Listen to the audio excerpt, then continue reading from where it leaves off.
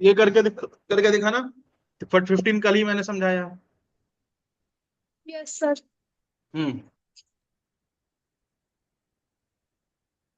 Fundamental frequency मतलब पहला वाला case of a closed organ pipe, कल समझाया था। क्लोज्ड ऑर्गन पाइप का मतलब होता है एक तरफ से क्लोज्ड। Yes sir. फंडामेंटल की बात हो रही है तो यहाँ पे क्या बनेगा, नोड। कल समझाया था। यहाँ क्या बनेगा, एंटी नोड। ये डायग्राम बनाया भी था मैंने कल। Yes sir. अब सर ये तो लैम्डा बाई 4 हो गया। हम्म। अब पूछ क्या रहा है, इसका लेंथ दिया हुआ 30 सेंटीमीटर। अच्छा, तो लैम्डा बाई 4 की वैल्यू आपको सीधे दी हुई 30 सेंटीमीटर, तो लैम्डा मिल गया आपको 120 सेंटीमीटर। अब आगे बात करते हैं। फंडामेंटल फ्रीक्वेंसी इसकी क्या हो जाएगी, v इज इक्वल टू क्या हो जाएगा, mu is equal to v upon 120। ठीक। Yes sir. अब अब बेटा ये फैंटास्टिक क्वेश्चन है ये, इस चैप्टर का। ठीक है। क्यों फैंटास्टिक है, क्योंकि यहाँ पे कुछ बोल दिया उसने। Is equal to second overtone. अब आपको पता होना चाहिए किसका, ओपन एट बोथ एंड। तो बोथ एंड पे जब ओपन होगा, यहां बनाता हूं, तो तो सेकेंड ओपन ओवरटोन। अब सेकेंड ओवरटोन का मतलब मैंने कल समझाया था। हाँ। इक्वलाइजर का बनाना है। हाँ, सेकेंड ओवरटोन का मीनिंग क्या होता है, मतलब थर्ड। थर्ड केस है ना। Yes sir. तो पहले वाले में मैं बना रहा हूं, देख के बताना जरा, यही है थर्ड केस।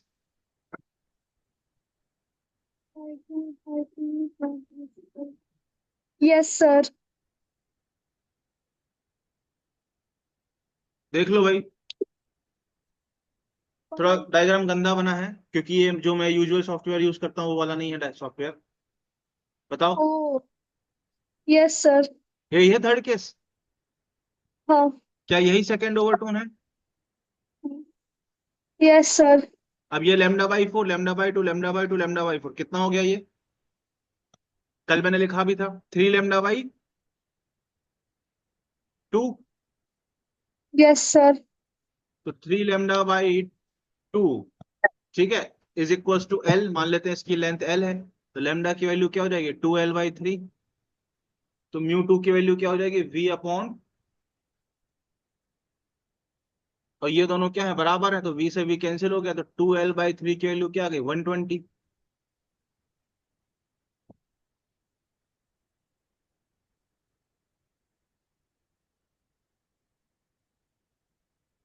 शानदार सवाल।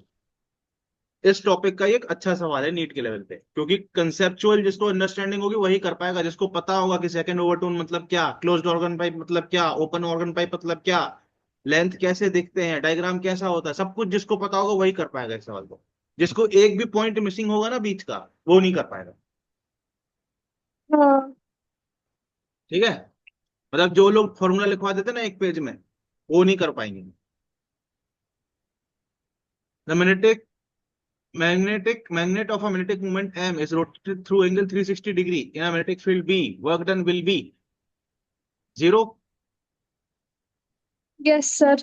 अरे भैया, थ्री ऐसे मान लो आपकी मैग्नेट है, इसको आप 360 डिग्री घुमा दोगे तो उसका ओरिएंटेशन तो यही हो जाएगा ना। इनिशियल पोटेंशियल एनर्जी और फाइनल पोटेंशियल एनर्जी बराबर हो जाएगी, तो वर्क डन 0। अगला, a rocket is fired from inside a deep mine so as to escape the earth's gravitational field. The minimum velocity to be imparted to the rocket is। हम्म, ये बताना जरा,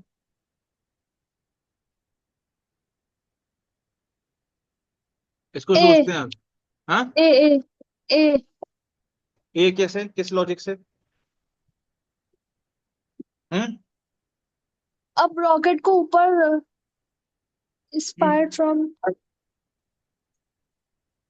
आप ही बता दो। हम्म। सोचो, एक सेकंड का टाइम दो, सोचो।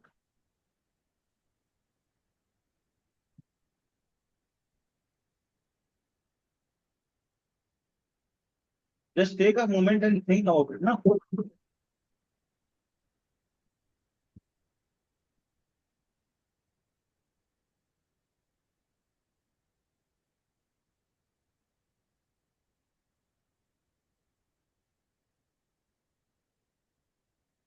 ग्रेविटेशनल पोटेंशियल का ग्राफ इसलिए बताया जाता है बेटा इसी दिन के लिए।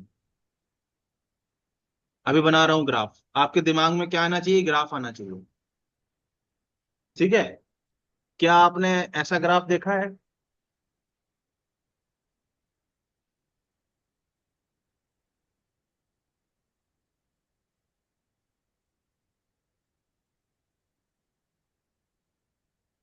हाँ, हम्म। देखा है। ये ग्राफ आपको क्या बता रहा है कि अर्थ के अंदर ग्रेविटेशनल पोटेंशियल ज्यादा है।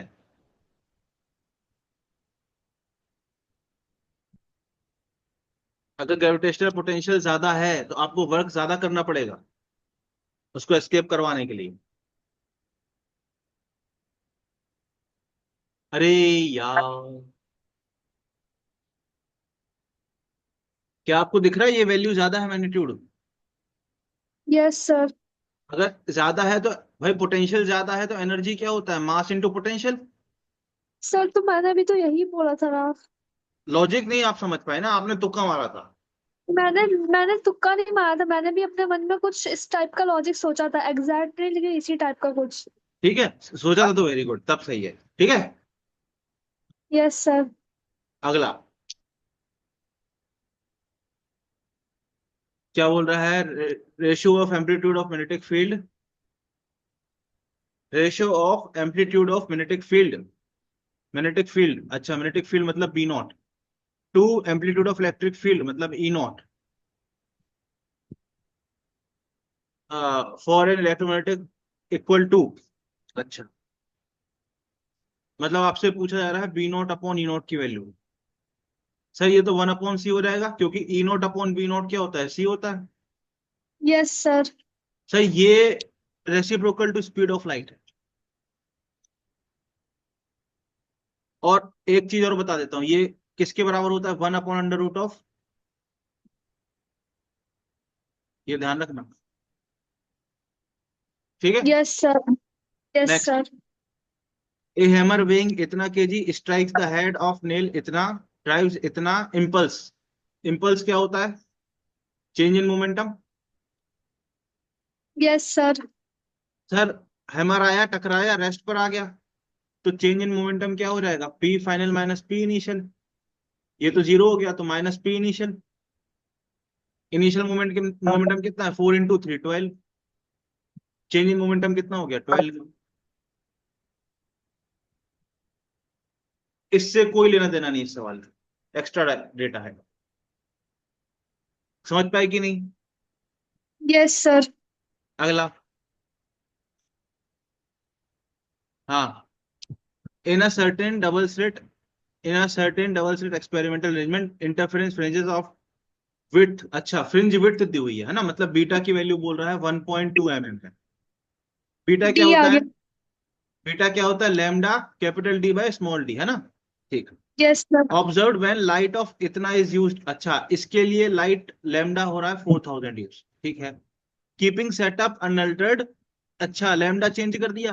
अब आप अगर लैम्डा डैश आप ले जाओगे 5000, तो यहां से आप देखो क्या करें, यहाँ यहाँ पे आप x इज इक्वल्स टू आप लिखोगे 5000 capital D by small D, यहाँ पे 4000 पुट करोगे, दोनों को डिवाइड कर दोगे तो 1.2 upon X is equals to 4/5 बन जाएगा।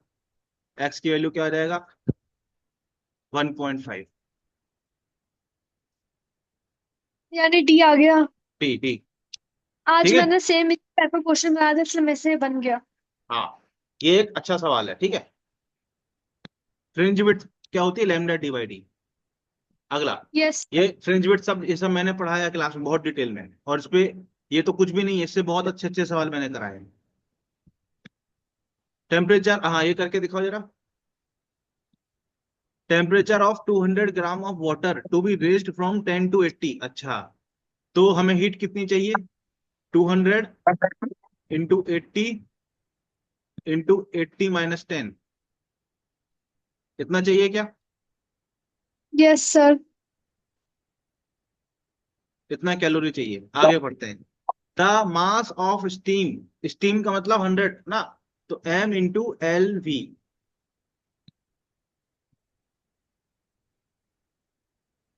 m into 540।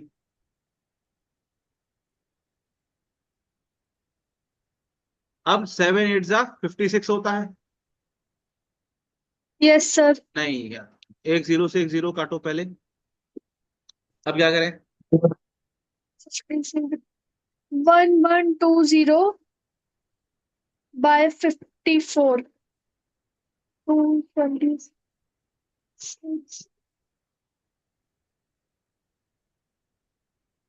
कुछ गड़बड़ हो गई क्या?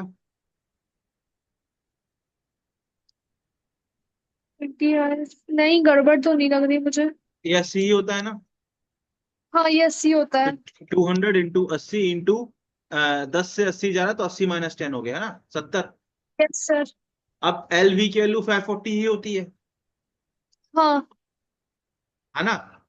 अब मास ऑफ स्टीम बोला गया, जब टेम्परेचर नहीं बोला जाता मतलब 100 डिग्री पे ही है स्टीम, तो हमको एल वी ही लेनी।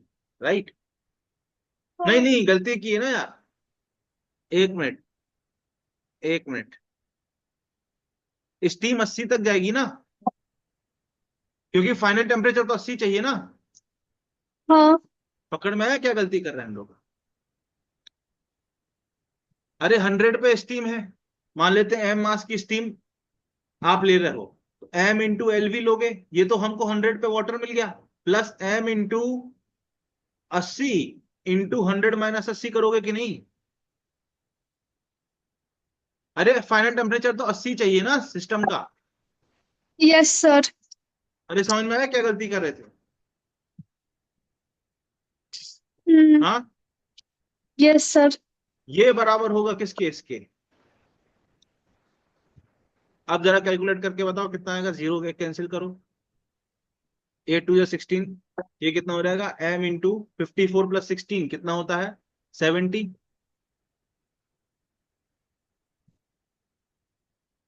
एक जीरो से एक जीरो कैंसिल, 7 से 7 कैंसिल, तो एम का वैल्यू क्या रहा है? 1600। फिर कुछ गड़बड़ हुई? नहीं, अब कहाँ गड़बड़ हुई है, 1 मिनट कैलकुलेट कर रही हूँ।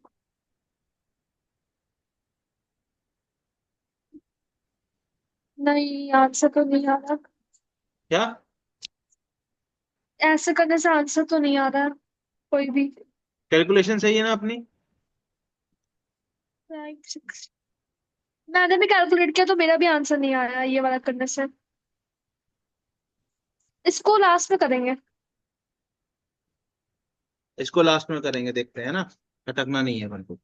ठीक है। अगला, A conducting sphere of radius 6 centimetre has an unknown charge। ठीक है।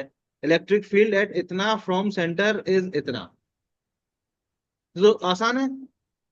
इलेक्ट्रिक फील्ड क्या होती है? Q/R², आउटसाइड हाँ। पॉइंट पे। Yes sir. ये हो जाएगा 9 × 10⁹ के की वैल्यू यही होती है। क्यू निकालना है। आर की वैल्यू क्या दी हुई है?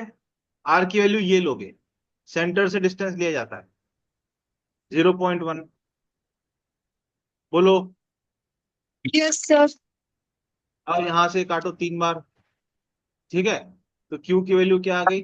3 × 10⁶ इंटू 10⁻⁹ इंटू 10⁻²। कितना आ गया ये? 30 माइक्रो कूलम आ रहा है क्या?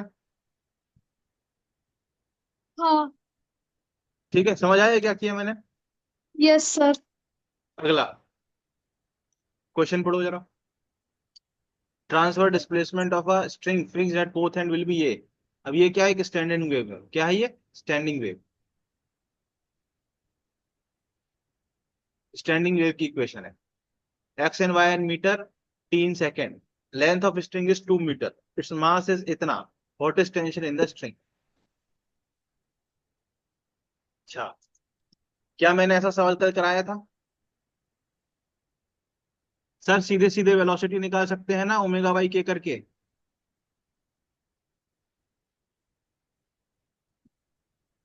टी के साथ जो लिखा है वो ओमेगा है, और एक्स के साथ जो लिखा है वो है के।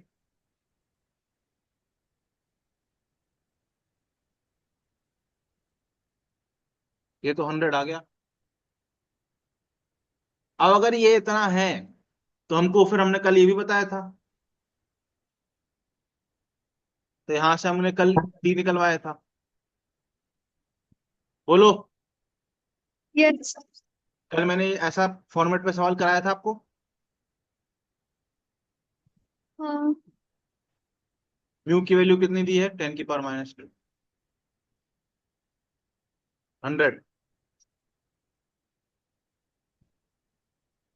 समझ आया?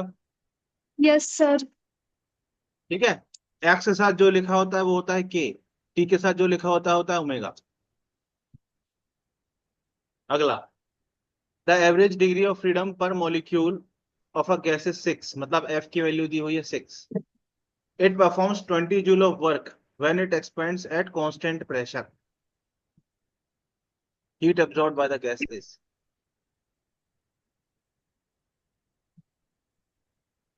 अच्छा, कैसे करेंगे?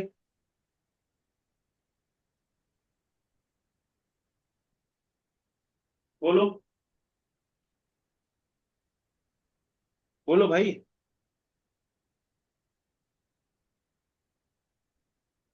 हाँ,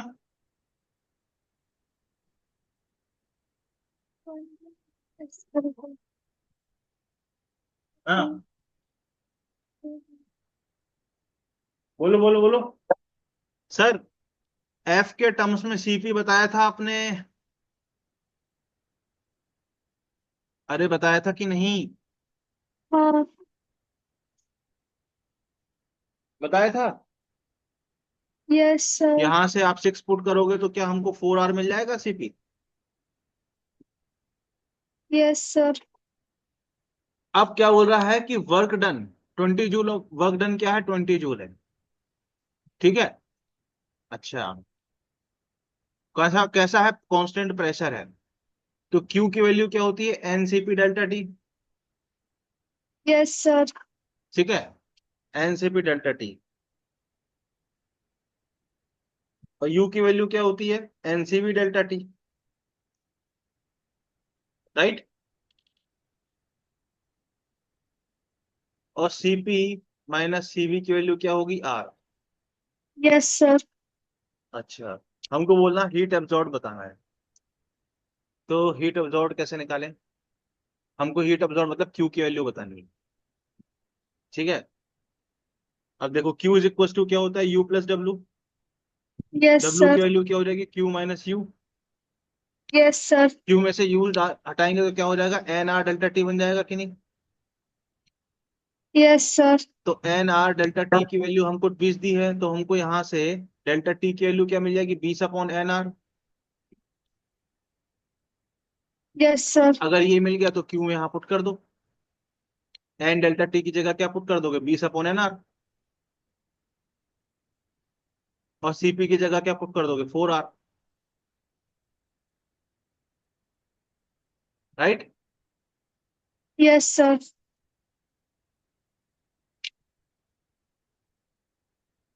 आर से आर गया, ये हो जाएगा 80/n। ठीक है। अब क्या यस करें? सर।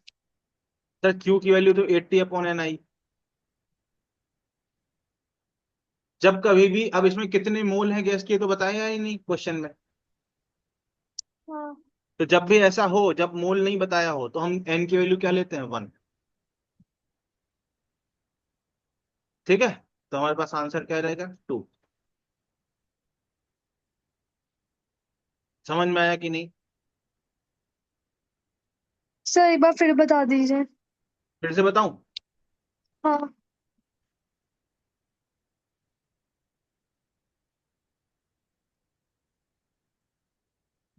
अरे इसी में बता दीजिए, इरेज मत करिए। तो कर दिया शुरू। अब इस वाले में बैक भी नहीं बता रहा।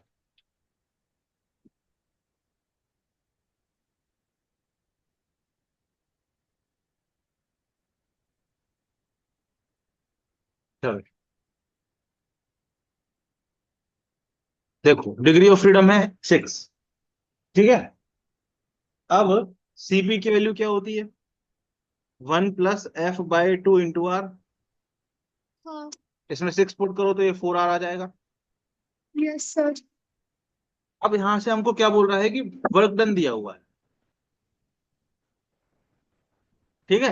अच्छा, क्यू की वैल्यू क्या होती है, एनसीपी डेल्टा टी, और यू की वैल्यू क्या होती है, एनसीबी डेल्टा टी। तो फर्स्ट लॉ ऑफ थर्मोडायनेमिक्स से हम क्या लिखेंगे, Q is equal to U plus W लिखेंगे। Yes sir. तो डब्ल्यू की वैल्यू क्या लिखेंगे, क्यू माइनस यू।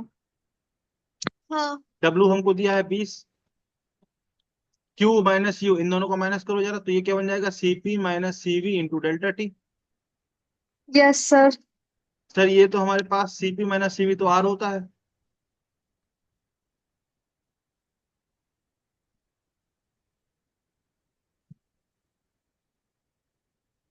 होता है। तो यहां से हमको डेल्टा टी की वैल्यू मिल गई। Yes sir. इसको यहाँ पुट कर दो ऊपर, सीपी की वैल्यू क्या है 4 आर, डेल्टा टी की वैल्यू क्या है 20/n r, right. Yes sir. अरे सॉरी, एन तो समझ गई। कैंसिल हो रहा है, सही तो है, 80 सीधा सीधा आ रहा है, कुछ अज्यूम करने की जरूरत ही नहीं है, 80 आ गया, एन तो कैंसिल हो रहा है ना। Yes sir. बोलो भाई, आ गया समझ। आ गया। हाँ। एक बहुत ही यस सर। प्यारा सवाल है ये। सर मैं थोड़ा लेट ज्वाइन किया था, आप कौन से क्वेश्चन का करा रहे पूछ। हैं एक बार बता सकते हैं? क्या कर रहे हैं, कौन से क्वेश्चन सॉल्व कर रहे हैं, कौन से क्वेश्चन पेपर का? ये ऐसे ही एक पेपर उठा के नॉन रैंडम सॉल्व कर रहे हैं हम लोग। जी सर, जी सर, ठीक है। क्या बोल रहा है, water flowing out of a small hole in a vessel, apply a backward thrust on the vessel, सही बात यस सर। है ना। ऐसा एक वेसल है, तो यहां से अगर एक वाटर यहाँ निकलेगा तो इसके ऊपर एक थ्रस्ट इस तरफ लगेगा। According to equation of continuity, product of area and velocity remain constant, ये वाली बात भी सही है। इक्वेशन ऑफ कंटिन्यूटी क्या होती है, A into V is equal to constant, yes sir. ये भी सही है, दोनों स्टेटमेंट सही है। Yes sir. Next, parallel plate capacitor with air between the plate is charge to a potential difference इतना। भाई डायग्राम हमेशा बनाया करो फिजिक्स में, बहुत छोटा सा भले, ये कैपेसिटर बना दिया, इसकी अक्रॉस ऐसा 300 दिखा दिया, डायग्राम बनाने से दिमाग चलता है, ठीक है। And then, and then insulated, ठीक है, एंड देन इंसुलेटेड। इंसुलेटेड का मतलब हो गया इसको डिस्कनेक्ट कर दिया, इंसुलेटेड मतलब ना चार्ज आ सकता है ना चार्ज जा सकता है, ठीक है, तो डिस्कनेक्ट हो गया मतलब। A plastic plate is inserted between the plates filling the hole, गया अब यहाँ पे प्लास्टिक भर दिया, ठीक है। The potential difference between the plate now is 50 volt, अब नया पोटेंशियल डिफरेंस मतलब वी डैश वो है 50 वोल्ट, हमको बताना है। अच्छा, इसका डाइलेक्ट्रिक कांस्टेंट बताना है, कैसे बताएंगे, बहुत अच्छा सवाल है, ये नोट्स में है सवाल मेरे। सर, जी सर, क्यू कांस्टेंट करके। हाँ इनिशियली क्यू को कांस्टेंट करना पड़ेगा, वेरी गुड। भाई पहले क्या था, 300 वोल्ट था, मान लेते हैं कैपेसिटर का कैपेसिटेंस क्या है, सी, तो क्यू की वैल्यू क्या आ जाएगी, सी इंटू वी। हाँ। अब यही चार्ज तो यहाँ होगा क्योंकि इंसुलेटेड है ना, इस पे चार्ज आ सकता है ना, इनसे चार्ज जा सकता है, तो इसका कैपेसिटेंस कितना हो जाएगा, सी डैश, सर वो तो के सी के बराबर हो जाएगा। तो चार्ज इसमें क्यू डैश की वैल्यू क्या आ जाएगा, C dash into V dash, K C into 50, और ये चार्ज दोनों सेम होना चाहिए, तो सी इंटू 300 इज इक्वल टू के सी इंटू 50।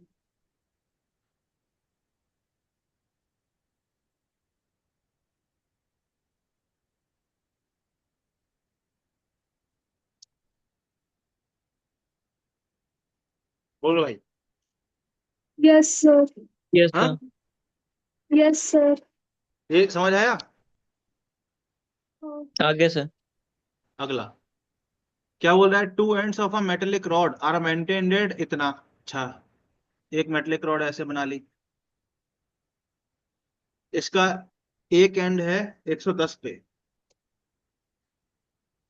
दूसरा एंड बोल रहा है 130 पे है, ठीक है। अगला, rate of heat flow in the rod is found to be 8 joule. अच्छा, यहां से हीट फ्लो जो है वो है 8 जूल पर second. If the ends are maintained, अब रुको, अब कलर चेंज कर देते हैं, क्योंकि अब सिचुएशन चेंज हो गई, अब रोड सेम है, पर इस बार एंड जो है वो 205 और 215 पे है। अब आपको रेट ऑफ हीट फ्लो बताना है। सर रॉड चेंज नहीं हुई, मतलब दोनों का आर तो सेम होगा, तो क्यू को हम कैसा लिखते हैं, डेल्टा टी अपॉन आर। ये हमने पढ़ाया है क्लास में। तो सर ये हो जाएगा 8 इज इक्वल टू, यहाँ डेल्टा यस टी कितना है, टेम्परेचर डिफरेंस कितना है 20 का, आर की वैल्यू हमको क्या मिल गई 20 हाँ अपॉन 8। आप क्या करें सर, अब यहाँ पे इस केस में लिख लेते हैं Q dash. Sir delta T dash upon R, delta T dash कितना है 215 और 205, 10 का डिफरेंस है, आर की वैल्यू यस सर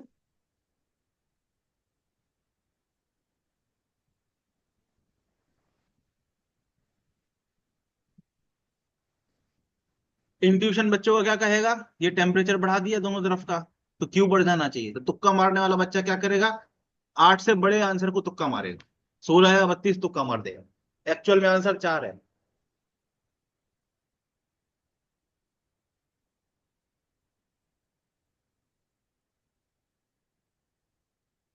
ये नोट्स का सवाल है भाई। Resistance of two arm of a meter bridge R इतना एंड इतना, ये दिया हुआ है, ठीक है, ये डायग्राम बना हुआ है। When the resistance R is shunted with an equal resistance R, जब यहाँ पे एक इक्वल रेजिस्टेंस आर लगा दी, new balance point is 1.5 L, R बताना है, नोट्स में कराया है ये सवाल मैंने। पहले आप क्या करोगे इस वाली कंडीशन के लिए, एक बात मुझे बताओ, मीटर ब्रिज किस प्रिंसिपल पे काम करता है। Wheatstone bridge. Very good. तो व्हीटस्टोन ब्रिज हम यहाँ पे क्या लिखेंगे, 10 अपॉन L is equal to R upon 100 - L. Yes sir yes sir. फिर हम क्या कर लेंगे, पेन का कलर चेंज कर लेंगे। क्यों कर लिया, क्योंकि उसने बोला है R is shunted with an equal resistance, मतलब आपने क्या कर दिया, यहाँ पे एक आर को ऐसे इक्वल पैरेलल में जोड़ दिया, आप तो ये क्रॉस आर और आर मल्टीप्लाई मिलके ये r/2 हो गया, और जब ये r/2 हुआ तो इसका ये बैलेंस पॉइंट शिफ्ट हो गया, कितना शिफ्ट हो गया, नया बैलेंस पॉइंट क्या हो गया, 1.5 एल हो गया, ये 1.5 एल है, तो बचा हुआ कितना हो जाएगा, 100 - 1.5 एल।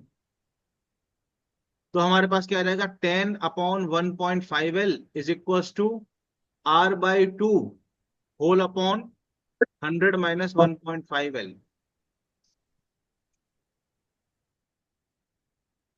आर निकालना है हमको, दो इक्वेशन है, दो वेरिएबल है, सॉल्व करना पड़ेगा। क्या करें, क्रॉस मल्टीप्लाई करते हैं, यहां से हमको आर एल की वैल्यू क्या मिल रही है, सॉरी, हमको यहां से आर की वैल्यू क्या मिल रही है, sir 10 into 100 minus L whole upon L.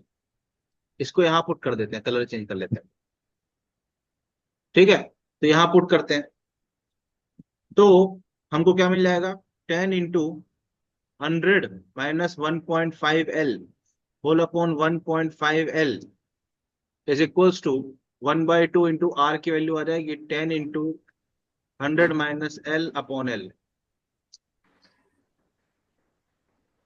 अब हम क्या करें, 10 से 10 कैंसिल कर दें, एक एल से ये एल कैंसिल कर दें, 2 को यहाँ मल्टीप्लाई करते हैं, 200 माइनस 3 एल, 1.5 को उधर मल्टीप्लाई करते हैं, तो 1.5 इंटू 1 ये 150 हो जाएगा, माइनस 1.5 एल। अब इसको उधर ले जाओ, इसको इधर ले जाओ, 200 माइनस 150 50, 3 एल को उधर ले जाएगा, 3 एल माइनस 1.5 एल, तो 1.5 एल बचेगा। एल की वैल्यू क्या मिल गई, 50 अपॉन 1.5, बोलो, यस सर। 100/3 ऐसे ही आ रहा है क्या, अगर एल 100/3 आ गया तो यहाँ पुट कर दो, तो आर की वैल्यू आपको मिल जाएगा 10 इंटू 100/3 क्या हो जाएगा, 2/3 इंटू 100 अपॉन 100/3, 20 आ रहा क्या आंसर, जी सर, आ तो रहा है। बोलो भाई संपदा। यस। ये इस टॉपिक का एक लाजवाब सवाल है। दोनों को आर को इक्वल किया ना आपने यहाँ पे? हाँ संपदा, जी सर। Yes sir. आया समझ? Yes sir. अगला, no work is done if, ऐसा वर्क डन क्या होता है? F dot S. अब वर्क डन जीरो कब होगा? जब एफ जीरो हो जाए, या एस जीरो हो जाए, या थीटा की वैल्यू क्या हो जाए? 90 डिग्री। यही तीन केसेस होते हैं। जी सर। तो force is work, no work is done if force is zero, ये बात तो सही है। फोर्स एंड म्यूचुअल परपेंडिकुलर, ये भी सही, ऑल ऑफ दिस। सर वैसे यूनिफॉर्म सर्कुलर मोशन में भी होगा वर्क डन जीरो? हाँ, work done zero circular motion में, यूनिफॉर्म सर्कुलर मोशन में भी होता है। जी सर। नॉन यूनिफॉर्म में वर्क डन जीरो नहीं होता। वहां पे जी सर। टेंजेंशियल एक्सेलरेशन भी आ जाता है, क्योंकि तो टेंजेंशियल फोर्स भी आ जाता है, तो टेंजेंशियल फोर्स वर्क डन करता है वहां पे। हाँ हाँ हाँ। ठीक है, अब ये देखते हैं बाद में, लास्ट में देखते हैं इसको। जी सर। कहाँ गया पेन? नेक्स्ट, इसको अंडर रूट आएगा ये। ठीक है, ये तो सीधा फॉर्मूला है। जी सर। और रूट बताओ थ्री भाई, वाला तुम लोग बताओ, रू average R M speed S का पता है? फॉर्मूला रूट क्या होता थ्री है? Average speed root two R T upon M.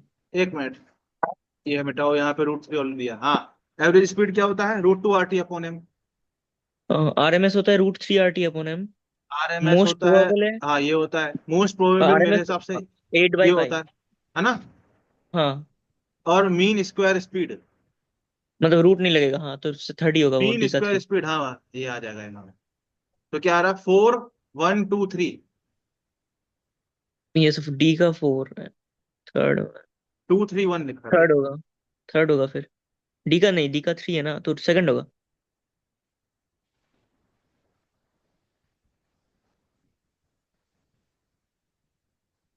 D का 3 है, सी का 2 है, सी डी का का सर 4 एक क्यों ही में दिया? डी का थ्री है।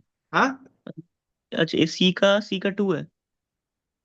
अच्छा सी सही, का सर उल्टा कर दिया मैंने, एवरेज स्पीड होगा वो एट बाई पाई। सही फॉर्मूला बताओ और यार। एवरेज स्पीड क्या होता है? तो आरएमएस क्या एवरेज, होता है? रूट थ्री आर टी होता है ये तो। हाँ हाँ हाँ हाँ ठीक है, फिर मोस्ट हाँ। प्रोबेबल क्या होता है? मोस्ट प्रोबेबल होता है रूट टू होता है। याद नहीं हाँ आ रहा। Root two. यार तुम लोग को ये भी याद नहीं है यार, कैसे करोगे नीट भाई? Sorry sir. ये तो देखते ही करना चाहिए, फॉर्मूला देख के बताओ यार, है ना? मेरे को भी याद नहीं है। जी सर। हाँ, ये तो भाई, ये तो ढंग से इतना तो करना चाहिए तुम लोग को, कैसे करोगे फिर? तो सीधा फॉर्मूला पूछ लिया इसमें। Next, mp denotes the mass of proton, mn that of neutron. A given nucleus binding energy b contains jet proton and neutron. ठीक, ये तो नीट का सवाल रिपीटेड दिख रहा है मुझे तो। बताओ इसका आंसर क्या होगा? बोलो भाई, हमको क्या बताना है? मास ऑफ न्यूक्लियस बताना है। ठीक है, क्या होगा? बोलो बोलो। एक सेकंड।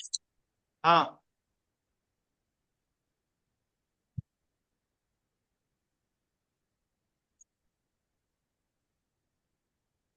बाइंडिंग एनर्जी का मतलब क्या होता है? ये बेसिकली क्वेश्चन किस पे डिपेंड है? बाइंडिंग एनर्जी की डेफिनेशन पे।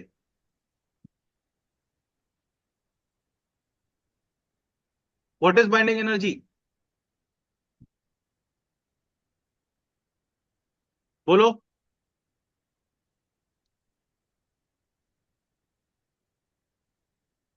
हाँ, एनर्जी क्या होती बताओ। सर इसका ए आएगा। अरे,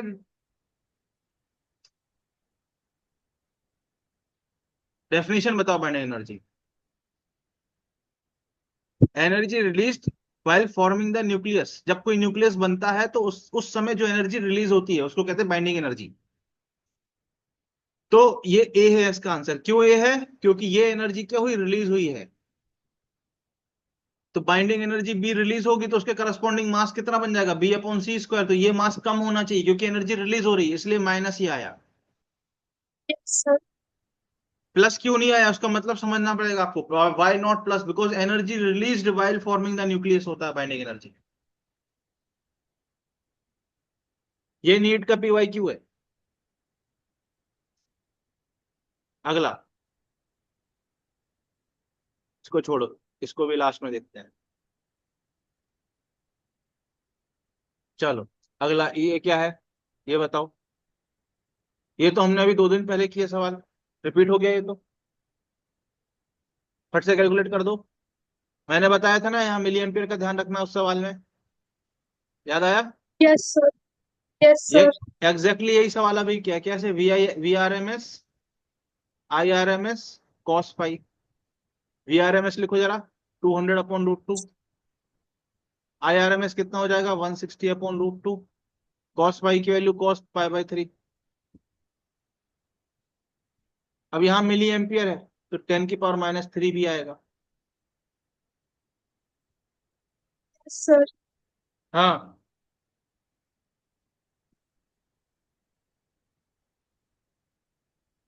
कॉस पाई/3 की वैल्यू हाफ। बोलो।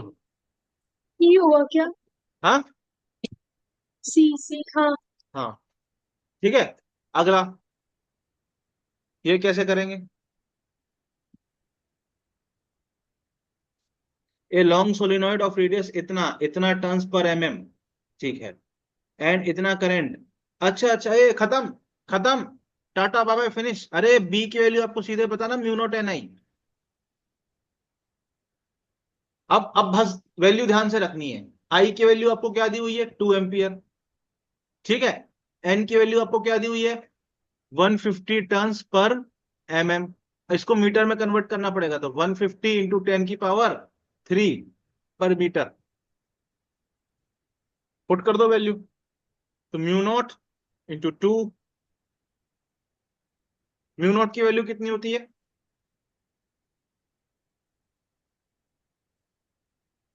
4 पाई × 10⁻⁷ होती है। Yes sir. अब कैसे करें? अब कैसे करें? सर 4 × 2 = 8, ठीक है, और 15 × 8 कितना होता है? 120।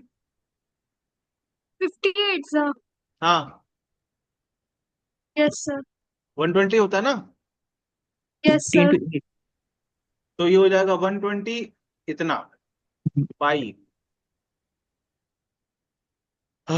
10⁻⁻4। ये 10⁻⁻2 हो गया, ठीक है। ये लगभग 3 से मल्टीप्लाई करोगे तो 12 या 36, 36.37 ऐसा कुछ बनना चाहिए, 38 के आसपास, इंटू 10⁻⁻2। क्या ये कैलकुलेशन कैसे मैंने की, समझ आया आपको? Yes sir. ये यस वैल्यू सर। पता चली कैसे लिख दी? Yes sir. μ0/4 पाई की वैल्यू होती है 10⁻⁷। तो μ0 की वैल्यू आपको पता या वहां से सोचनी थी, इतनी होती है, ठीक है। Next, consider system of 2 particles. अरे वाह, ये तो हमको COM का क्वेश्चन लग रहा है। 2 पार्टिकल का सिस्टम है, एक का मास m है, एक ये तो, ठीक है, इनके बीच का डिस्टेंस b है।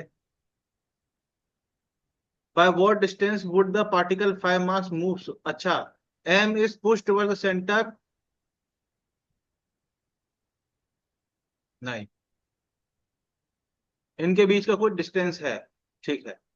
अब m को आपने क्या किया? सेंटर की तरफ पुश किया है b यूनिट, तो आपको बताना है कि b डैश कितना होगा,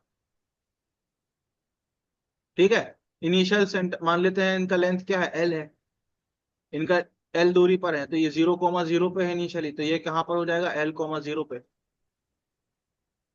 तो अब हम लिखते हैं सेंटर ऑफ मास इनिशियली क्या होगा? m × 0।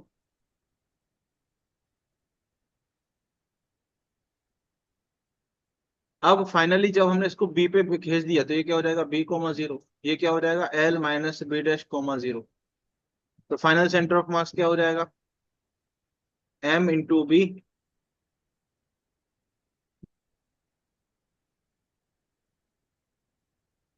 6 से 6 कैंसिल, ये यहाँ से cancel, 5L is equal to B plus 5L minus 5B dash, ये कैंसिल हो गया, तो बी डैश की वैल्यू आ गई B/5।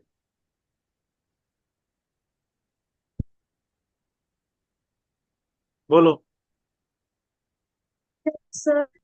हम्म, यस सर। पक्का?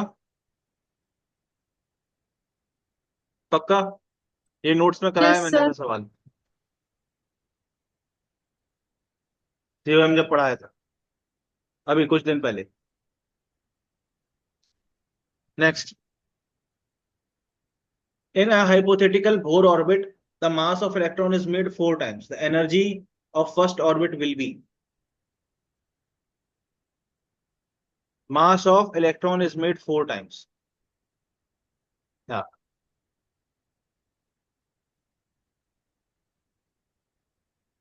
अब या तो इसको आपको सीधे आपको वैल्यू उसका बड़ा वाला जो फॉर्मूला है वो याद होना चाहिए, या आपको डेराइव करना पड़ेगा वहां पे।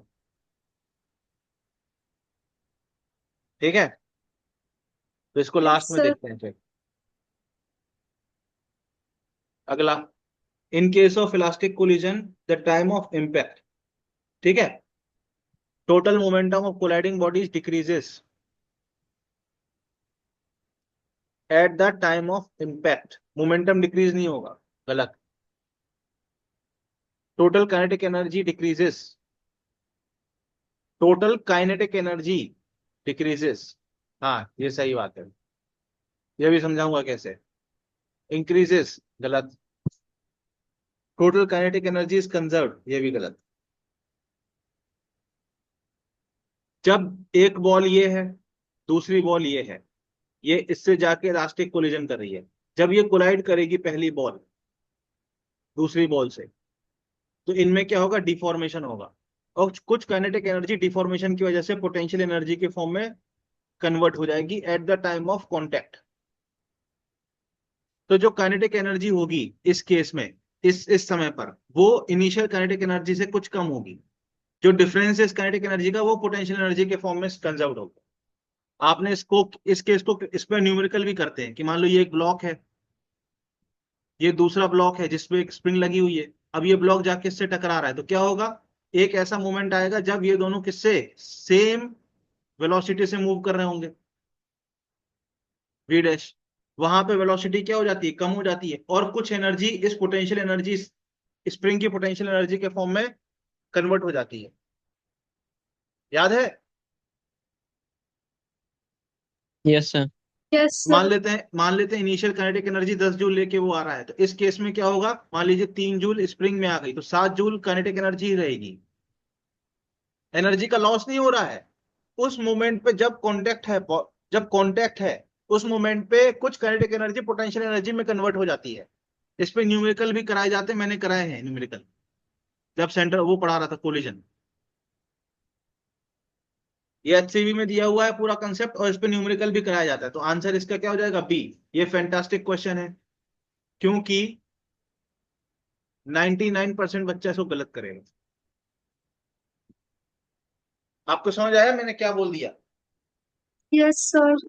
एक बार पक्का? और समझा दो, हाँ, एक बार और समझा दीजिए। जब जैसे ये दो बॉल ए और बी हैं, इनके बीच में क्या हो रहा है, इनके बीच में क्या हो रहा है, इलास्टिक कोलिजन। ए आया बी से टकराया, जब ए बी से टकराएगा, इलास्टिक कोलिजन हो रहा है, तो इन ए में क्या होगा, डिफॉर्मेशन होगा, बी में भी डिफॉर्मेशन होगा।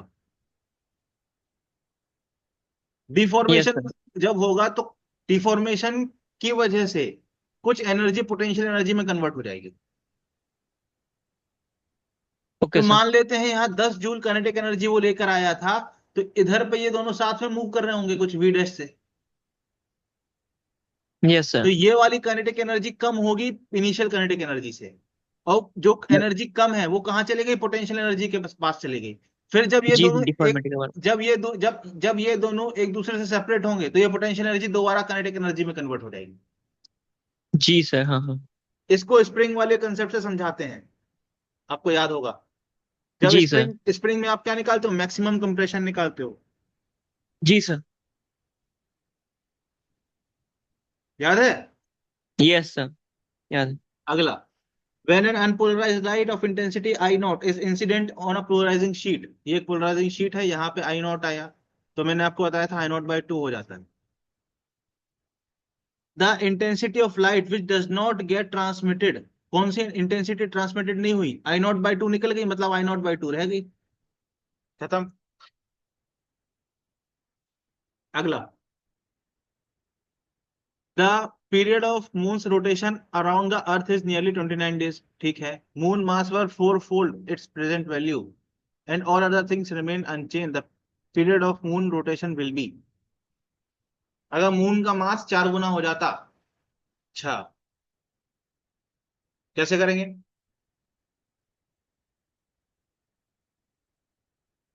ये हमारी अर्थ है, ये मून है, ये ऐसे घूम रहा है आर रेडियस पे, इसका मास m है, इसका मास m है, तो m v square by r,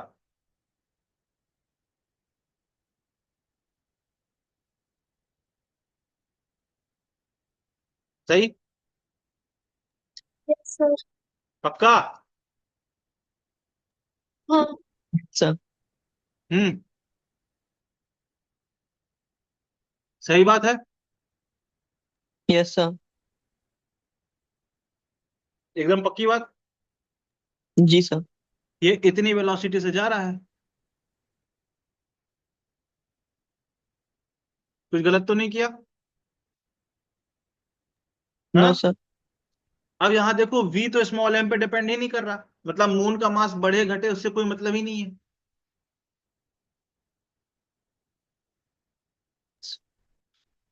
अरे एक ये भी यस फैंटास्टिक सर, क्वेश्चन है,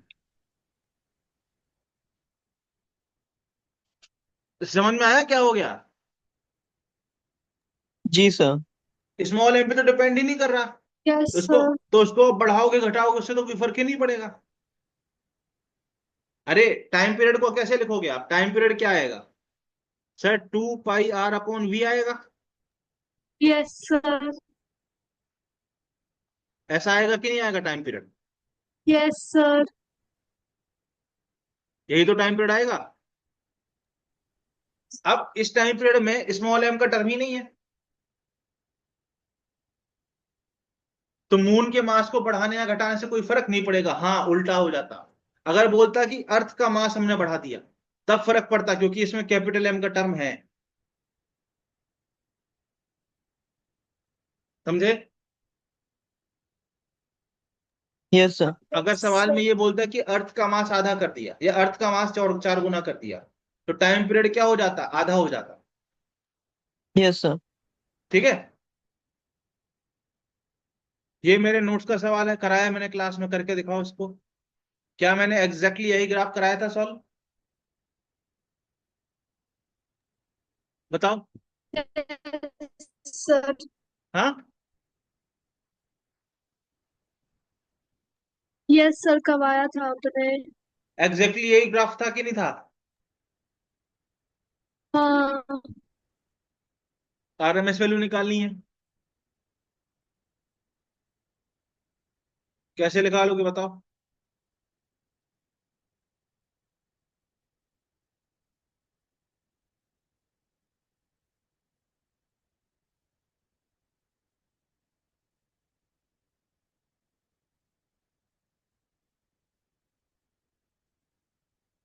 क्या मैंने ये लिखना सिखाया था?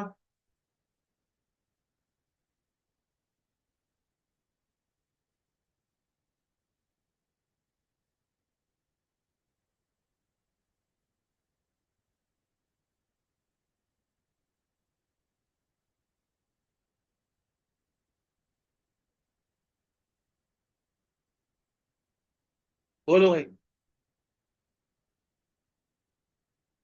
Yes sir,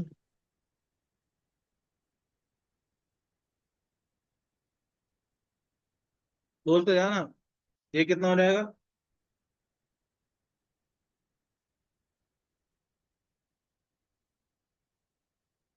three t/4 minus t/4 t/2, क्या यही बन रही कैलकुलेशन?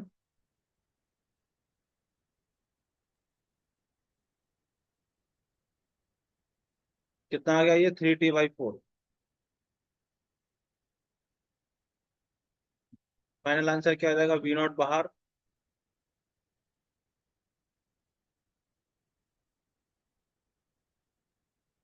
और यार ये तो ऑप्शन में ही नहीं दिया, कैसे हो गया ऐसा, हाउ इज इट पॉसिबल।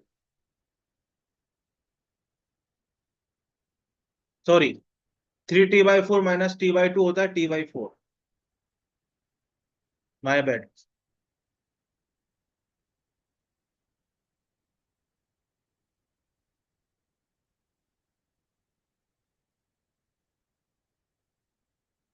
तो ये कितना हो जाएगा,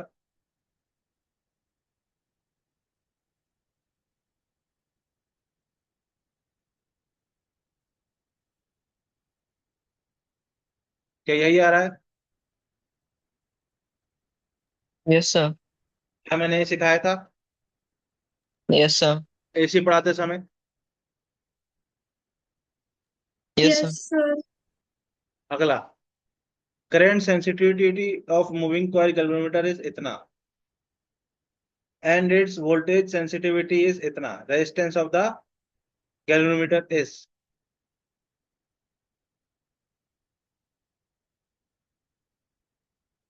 बोलो भाई, कैसे निकाले।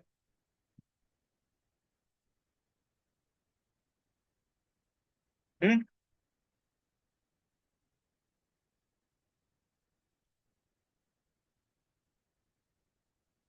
बोलो।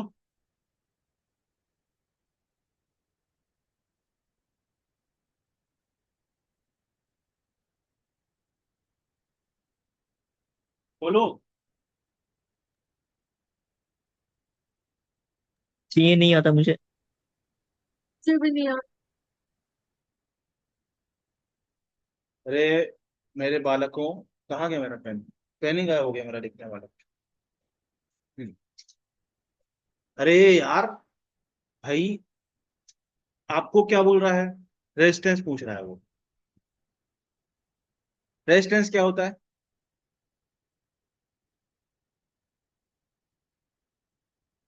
V/I।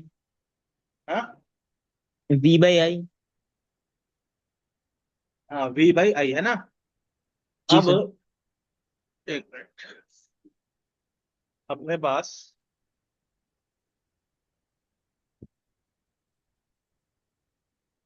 आपको ऐसे सवाल में कैसे दिमाग लगाना चाहिए, देखो रेजिस्टेंस क्या होता है, V/I यही होता है। ये वोल्ट, हाँ। ये एम्पियर, मतलब हमको ऊपर वोल्ट की यूनिट चाहिए, नीचे एम्पियर चाहिए। Yes sir.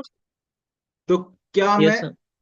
इसको इससे डिवाइड करूं, मतलब इसको इससे डिवाइड करूं या इसको इससे डिवाइड करूं। देखो अगर मैंने इसको डिवाइड किया तो ऐसा बनेगा कि नहीं बनेगा। जी सर, हाँ बनेगा। यूनिट क्या बनेगी, डिवीजन से डिवीजन गया तो यूनिट क्या बनेगी, सिर्फ यूनिट देख रहा हूं मैं। Milli volt ampere upon, upon. नहीं अरे, वोल्ट अपॉन मिली एम्पेयर बन रहा है। हाँ वोल्ट अपॉन मिली एम्पियर, मतलब volt upon ampere. Yes sir. और अगर मैं उल्टा डिवाइड करता तो उसकी रिवर्स यूनिट बनती। और अच्छा। ध्यान से देखो यही तो चाहिए था, वोल्ट जी अपॉन जी जी। एम्पियर। जी सर। और ये मिली को हटाने के लिए 10 की पावर 3 से मल्टीप्लाई कर दोगे।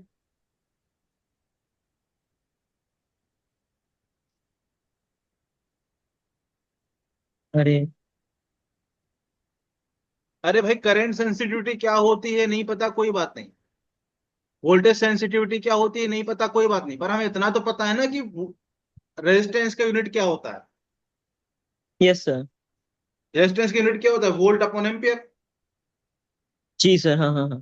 तो हमने ऐसे सोचा कि या तो इसको इससे डिवाइड करेंगे या इसको इससे डिवाइड करेंगे, और ऐसा डिवीजन करो कि वोल्ट अपॉन एम्पियर मिल जाए। जी सर, हाँ। बस खत्म हो गया। फिर से और कैसे कैसे सवाल बन सकते हैं इन मतलब ऐसे टाइप में? हाँ ऐसे टाइप में कैसे सवाल बन सकते हैं? बेटा, ऐसे देखो, ऐसे नहीं पढ़ा जाता।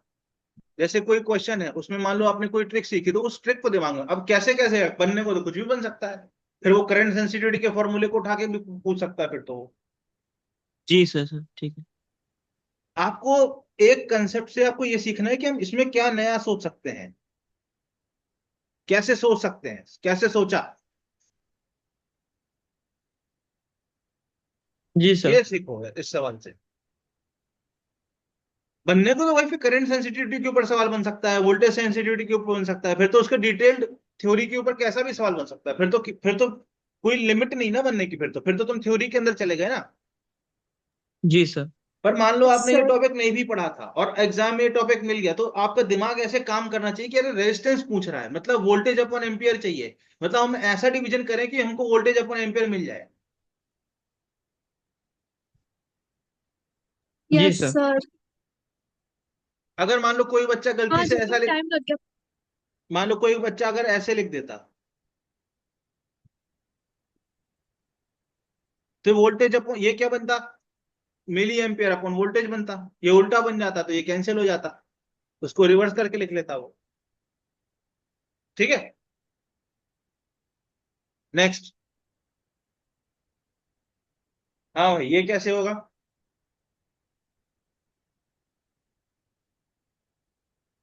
ये सोलेनॉइड है, तो मैग्नेटिक फील्ड क्या होती है, B is equal to mu naught N आई।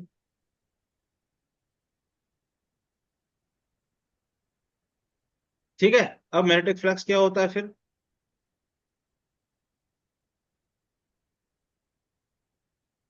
तो फ्लक्स को हम कैसा लिखते हैं, एल आई लिखते हैं, तो एल की वैल्यू हमको क्या मिल गई, म्यू नॉट।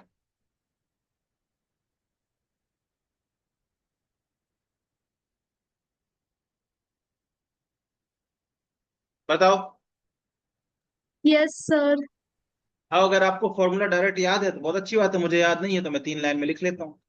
अब बोध क्या रहा है, सोलेन टू सोलेनॉइड है, सेम क्रॉस सेक्शन एरिया, मतलब ए सेम है, have their length and number of turns in ratio of 1/4, मतलब नंबर ऑफ टर्न्स और लेंथ दोनों का रेशियो 1/4 है। तो L1/L2 को आप कैसे लिखोगे?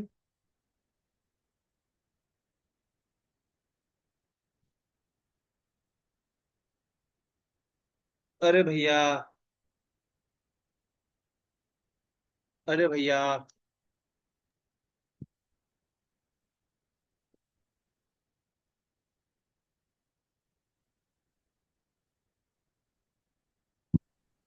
बोलो भाई,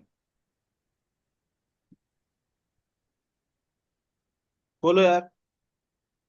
yes sir. Hmm, yes sir. हम रोने लग रहा है, बिल्कुल बोल नहीं रहे हो। रूप सर, तुम्हारे कान रो रहे हैं, जल्दी बोलो। यस सर समझ आ गया। अब ये इसका, एक। ये साइक्लिस्ट ऐसे चल रहा था, अब जब ये राउंड ऐसे मुड़ना चाहेगा ऐसे सर्कुलर पाथ में, तो इसको फ्रिक्शन क्या पड़े प्रोवाइड करेगा, सेंट्रीपिटल फोर्स। जब भी सर्कुलर मोशन होता है तो सेंट्रीपिटल फोर्स नेसेसरी होता है, बिना सेंट्रीपिटल फोर्स के सर्कुलर मोशन पॉसिबल ही नहीं है। बट ये अगर फ्रिक्शन सफिशिएंट नहीं है तो ये साइक्लिस्ट बैंड हो जाता है ऐसे। तो कुछ फ्रिक्शन तो है, पर साइक्लिस्ट का जो वेट होता है उसका एक component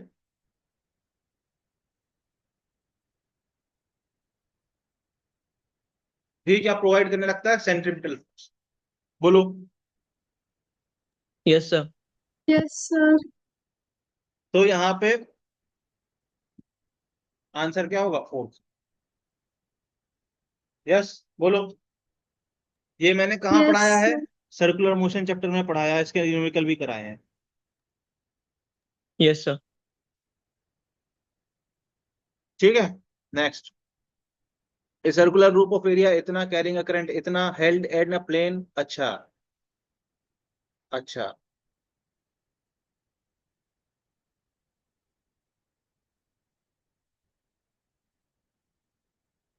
with its plane parallel to magnetic field, इसका मतलब बता दो एंगल कितना है।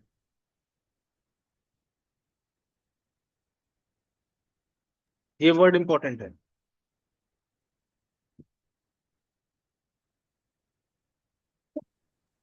तो 1 है, नहीं मतलब 90 है। वेरी गुड, ये ऐसी प्लेट आपकी स्क्रीन में लगी हुई है और ये मैग्नेटिक फील्ड है, मैग्नेटिक फील्ड के प्लेन में एरिया है, एरिया इसका कैसा आएगा, परपेंडिकुलर आएगा तो 90 डिग्री। ये लाइन पढ़ के आपको ये पता करना था कि एंगल कितना है। अब तो खत्म हो गया। टॉर्क क्या होता है? एम क्रॉस बी होता है। Yes sir. M B sine theta. M का वैल्यू कितना दिया हुआ है? एम क्या होता है? 9। मैग्नेटिक मोमेंट होता है, एरिया इंटू करंट। बी की वैल्यू क्या दी है? ये साइन 90 की वैल्यू होती है 1। आंसर 15 6 या 90। 90 इंटू 4 360। ठीक है, यस सर। खत्म। अब कोई सवाल जो बच गए वो देख लेते हैं एक बार। हाँ भाई, इसको कैसे करेंगे? कल जल्दी हो गया था। तो आज मैंने थोड़ा समझाया ना, कल समझाया नहीं था ना। ये ये कैसे करें? आज मेरे को डिस्टर्ब।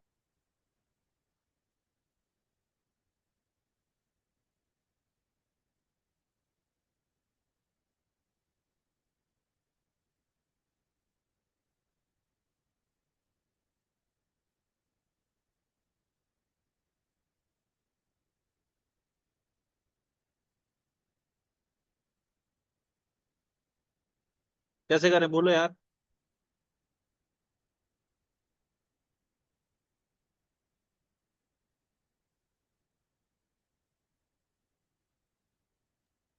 का जो वो फॉर्मूला से, क्या? इसका वो फॉर्मूला आता है उससे डायरेक्ट बनता है। है ना? हाँ।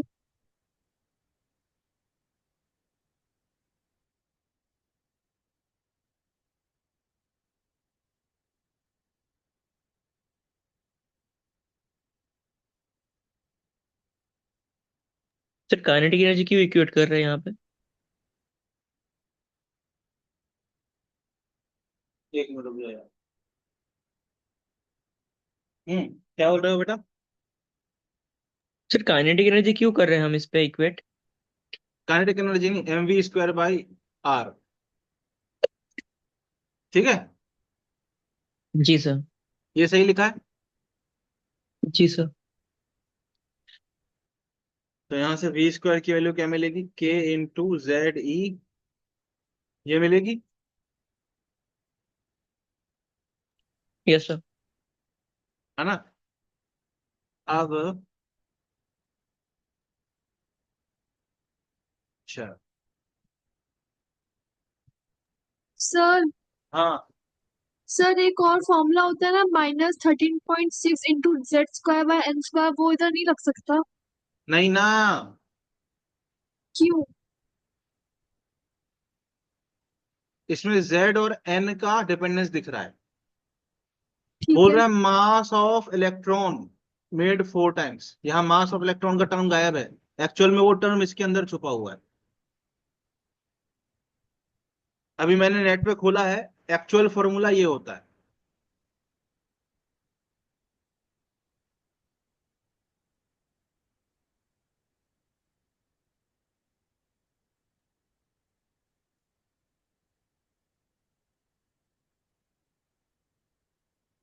This is actual formula. ये फॉर्मूला कन्वर्ट हो जाता है इस फॉर्मूले में। अब यहाँ देखो, ई किस पे डिपेंड कर रहा है? मास पे डिपेंड कर रहा है। हाँ। तो अगर मास को आप 4 गुना कर दोगे, इसका भी क्या हो जाएगा? 4 गुना हो जाएगा। हाँ। 13 फोर जा कितना होता है? 52। 0.6 भी है तो 54 आ गया। हाँ। अब ये फॉर्मूले तक पहुंचने के लिए मैं डेरिवेशन कर रहा था, क्योंकि यहां से आपको पता चलेगा ना ई और एम के बीच में रिलेशन कैसा है। ठीक है। अब समझ में आ रहा है मैं ये क्यों करने की कोशिश कर रहा था? यस सर इसमें सर। मतलब वही बात है ना? अब या तो ये आपको याद हो, या आपने इसके डेरिवेशन की कम से कम 2-3 बार प्रैक्टिस कर रखी हो, कि आप एग्जाम में टाइम बच जाए, अगर 2 मिनट का, 3 मिनट का, 4 मिनट का टाइम लास्ट में बच जाए, तो आप डेराइव कर पाओ।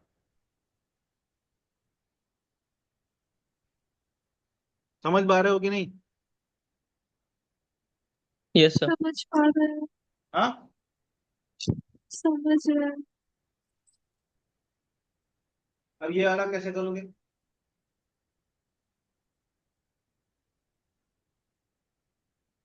ये कैसे करोगे बताओ?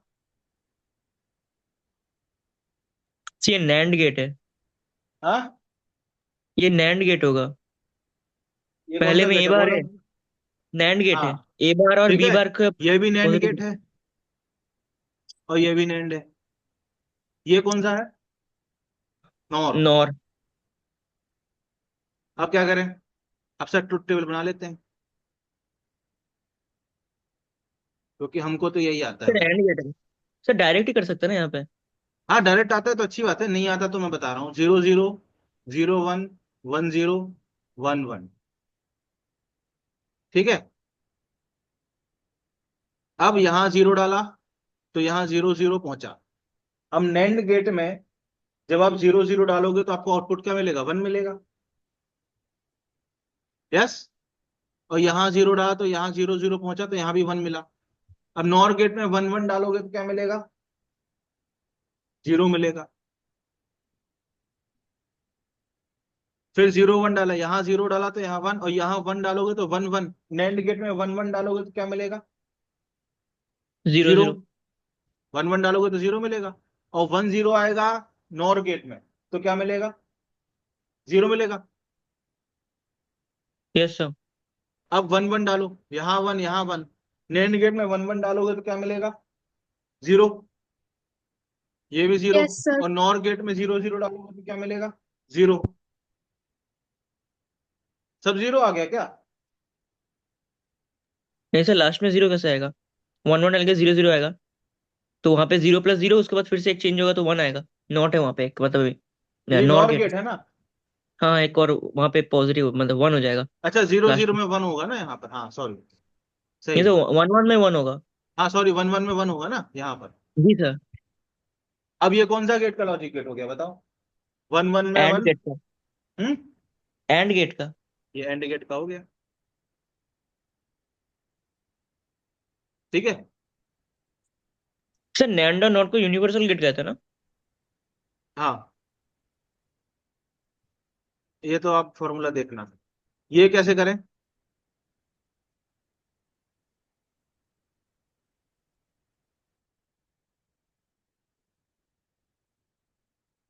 हम्म, बोलो बोलो बोलो।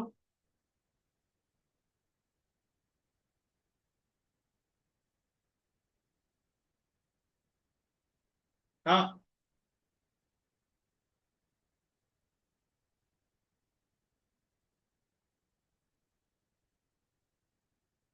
अब ऐसे सवाल मान लो एग्जाम में आ जाएंगे तो आपको क्या करना पड़ेगा बताओ?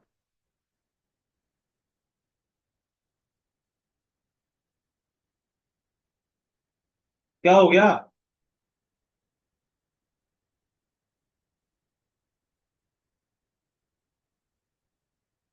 सर आप ही समझा दीजिए। हाँ, आप ही समझा दीजिए।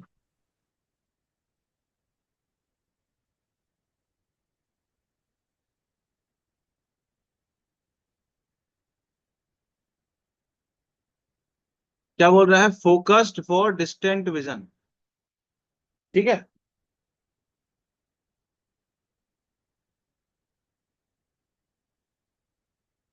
On a scale distant 3 metre from its objective. ठीक है, then its magnifying power will B.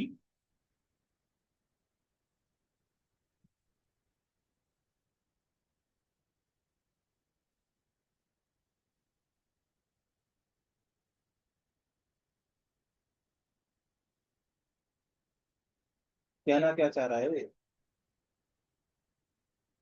10 10 है ना, एक बार मुझे पढ़ लेने दो क्वेश्चन। ऑब्जेक्टिव है इसका आपको दिया हुआ, मतलब एफओ दिया है, एफए दिया है, ठीक है। If the telescope is focused for distant vision on a scale distant 3 metre from its objective.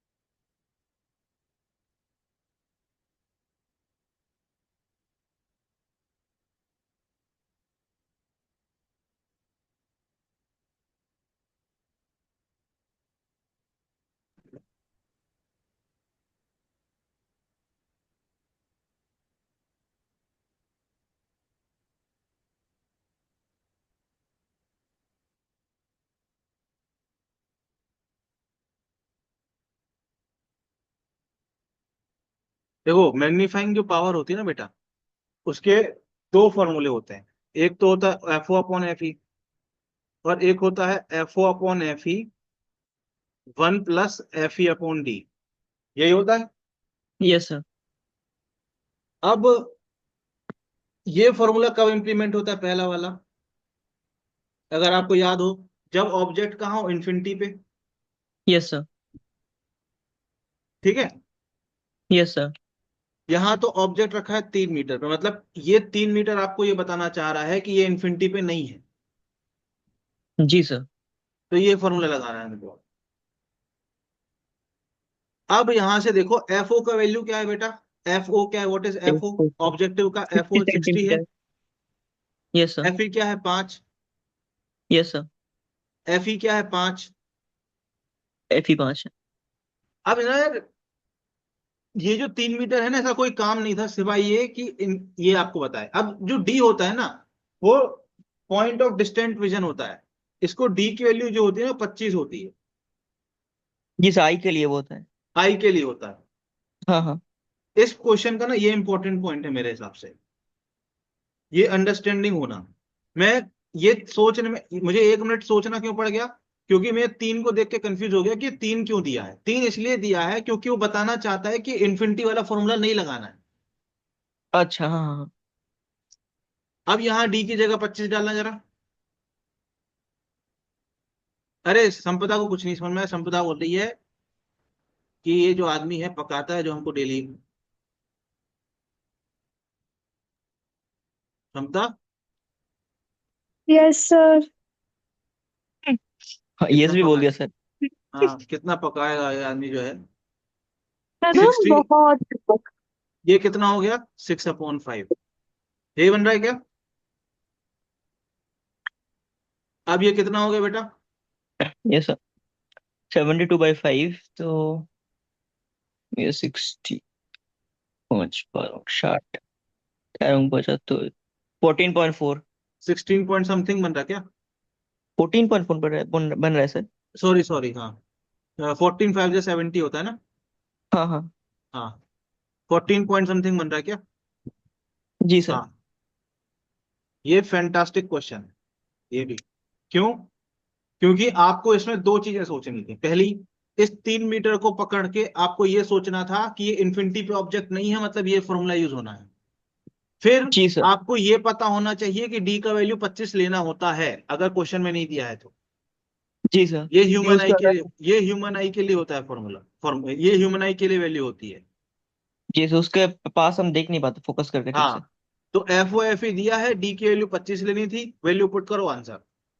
Sir हाँ, इसके बाद जब नेक्स्ट क्लास होगी ना तो आप ऑप्टिकल इंस्ट्रूमेंट्स पढ़ाना, ठीक है। ऑप्टिकल, ठीक है। और कुछ बचा क्या। नहीं। ये सवाल ट्राई और सेल्फ यार, ये कुछ दिक्कत हो रही है इसमें, है ना। ये कंसेप्ट में बहुत अच्छे से समझा चुका हूँ, इसको ट्राई और सेल्फ, ठीक है। इसका सॉल्यूशन करके उसमें ग्रुप पे डालना, ठीक है। कौन सा सर, एक सेकंड रुकिए, ठीक अरे है ये सर। वाला आंसर नहीं आ रहा था ना, अच्छा हाँ हाँ, आ जाएगा आ जाएगा। करना है क्या, नहीं कर लेंगे सर, इसे कर लेंगे। कर लोगे ना। इसको ट्राई और हाँ सेल्फ, हाँ। इसका सॉल्यूशन करके ग्रुप पे डालना। जी यस सर। सर। और ये वाला तो हो गया, ये भी हो गया था, ये भी हो गया, ये भी हो गया, ये भी हो गया, ये भी हो गया, ये भी हो गया, ये भी हो गया, ये भी हो गया, ये भी हो, ये कैसे करोगे बताओ, लिस्ट काउंट कैसे निकालोगे। आप कितने, हाँ। Smallest division main scale given by 0.3 millimetre, gun scale 30 division consider 29 division. Least count इसका वर्नियर कैलिपर का 0.3, 0.3 पॉइंट। अपन को क्या करना होता है, value of smallest division on main scale upon total number of division on vernier scale, यही होता है ना। ये तो हाँ हाँ हाँ। Smallest division on main scale upon total number of division, है ना, yes sir. On vernier scale. अब देखना मेरा स्मॉलेस्ट डिवीजन मतलब ये तो 0.3 दिया हुआ है जी सर। ना, total number of division 30। 29 to inside कर रहा है 0.01। ठीक है, इतना यस सर। अच्छा हाँ, मैं इसको कंफ्यूज करा था वहां से, स्क्रू गॉज के अरे साथ। कुछ दिक्कत हुआ क्या? नहीं नहीं नहीं, मैं कुछ स्क्रू तो ये गॉज वाला ऑप्शन सोचने क्यों लग मैच गया नहीं था। हो रहा? 0.01 सेंटीमीटर में सर। हाँ, सेंटीमीटर में। अच्छा तो 0 पॉइंट कितना हो जाएगा ये? जीरो एक पॉइंट सेंटीमीटर, ये हाँ, मेरे 0.001 सेंटीमीटर हो जाएगा ना। एक जी सेंटीमीटर में सर। 10 होता है ना। जी सर। हाँ, ठीक। अब ये क्यों दिया? ये कंफ्यूज करने के लिए। Yes sir. अरे समझा, समझे क्यों दिया ये? Yes sir. This was it. ये पेपर सॉल्व हो गया है। ये क्या है, ये इसका बता दो यार, ये तुम ही लोग बता दो क्या होता है, बताओ। Intrinsic silicon becomes p-type if doped with nitrogen, phosphorus, and carbon dioxide. Boron, boron से होता है पी टाइप में p-type। क्या होता है बेटा? ट्राईवैलेंट से होता है। बोरॉन। ठीक है। Yes sir. बोरॉन पी, से होता है वो। इसमें बस इतना कंसेप्ट है, पी टाइप में क्या होता है? Trivalent. Yes sir. Yes. N type में क्या होता है? पेंटावैलेंट। अब एक बात मुझे बताओ, फास्फोरस क्या है? पेंटावैलेंट है। यस सर, नाइट्रोजन फैमिली का है। हाँ, जर्मेनियम क्या है? कार्बन फैमिली का है, 4 है, मतलब ये कुछ भी नहीं है, सेमीकंडक्टर खुद है। कुछ नहीं है, ये खुद ही सेमीकंडक्टर है, सही बात। एंटीमनी क्या है? ये पेंटावैलेंट है। ये भी पेंटावैलेंट है ना। और बोरॉन क्या है? ट्राईवैलेंट। एक सेकंड, एंटीमनी है, एंटीमनी पेंटावैलेंट था। अब तुम लोग केमिस्ट्री पढ़ते हो, तुम लोग ज्यादा जानते हो, बताओ। एंटीमनी क्या है? पेंटावैलेंट की ट्राईवैलेंट? अ, वैसे आंसर 4 होगा तो आंसर 5 ही होना चाहिए उसका। जी सर। बोलो। Yes sir. हाँ, यस सर। ये समझ में आ गया कैसे हो गया सवाल? Yes sir. एंटीमनी मैंने चेक कर लिया, पेंटावैलेंट होता है। जी सर। और जर्मेनियम कैसा होता है? 4 वैलेंसी होती है इसमें, 4, खुद ही कार्बन, सेमीकंडक्टर कार्बन। है ना। Yes sir. सिलिकॉन और जर्मेनियम ही तो होते हैं जो कैल्विन। पूरा खेल करते हैं, जी सर सर, हाँ सिलिकॉन, है ना। सिलिकॉन का शायद। अरे पूरा गेम ही है भाई सिलिकॉन और जर्मेनियम का इसमें। नहीं, सिलिकॉन का वो उसका जब बैरियर पोटेंशियल 0.03 वोल्ट था ना। हाँ हाँ, नहीं नहीं, जीरो और पॉइंट थ्री 0.3 जीरो पॉइंट और उसका सेवन 0.7 हाँ, जर्मेनियम का। हाँ हाँ हाँ, ठीक है सर। Electron volt. हाँ सर। तो ये वाला इसका आंसर 4 हो जाएगा। सॉल्व। जी सर। बोलो भाई, यस सर। समझ आया कि नहीं आया? जी सर, आ गया। आ गया। पक्का? जी सर। पक्का। तो काफी सारे टॉपिक आपके रिवाइज हो गए आज। जी सर। रियलिटी चेक किया हमें काय का? कि हमें और रिवीजन चाहिए। हाँ, रिवीजन करते रहना चाहिए, नोट्स को पलटते रहो। ठीक है। रिवीजन का मतलब ये नहीं होता कि किसी चैप्टर को 1 घंटा बैठ के पलटना है, उसके नोट्स को पलटना, कि फटाफट कि अच्छा मेन मेन बातें क्या थी, मेन मेन फॉर्मूले क्या थे, वो फॉर्मूले जो काम आ सकते हैं उन पर नजर मारना, वो भी एक रिवीजन होता है। Yes sir. जी सर। ठीक है भाई। ठीक है भाई। तो ओ ये बाय। एक, ये एग्जाम जो है नीट लेवल का पेपर था। ठीक है। यस जी सर। सर।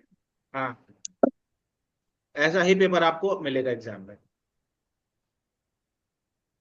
और सर कुछ ऐसे चीजें भी है ना कि क्लास में ज्यादा पढ़ाते हैं, आपने आपने नहीं पढ़ा है, लेकिन बहुत चीजें मतलब जैसे वेव ऑप्टिक्स में पढ़ा था आपने, कुछ पोर्शंस नहीं पढ़ाए थे, वो आता भी नहीं है क्वेश्चन में। वो सब सारे टॉपिक छोड़ रहा हूँ मैं भी, मतलब सिलेबस में भी नहीं है वो।